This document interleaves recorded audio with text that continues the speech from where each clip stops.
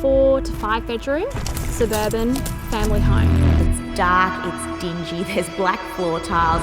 The owners have zero input, who have given us their budget, the keys to their home, full creative control. At the beginning, started. We're going to see such a transformation. There's a lot of pattern, a lot of colour.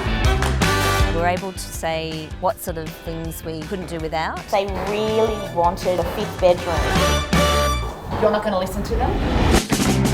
Pretty much just knock out this whole entire wall. We really have no idea what it's going to look like in the end. I feel like we are so ahead of the game. Getting better and better. Just looks absolutely gorgeous. The best bedroom in the history of the world. Look, the only thing I'd be worried about is if they don't like Hamptons and they don't like colour. Then we've got a bit of a problem.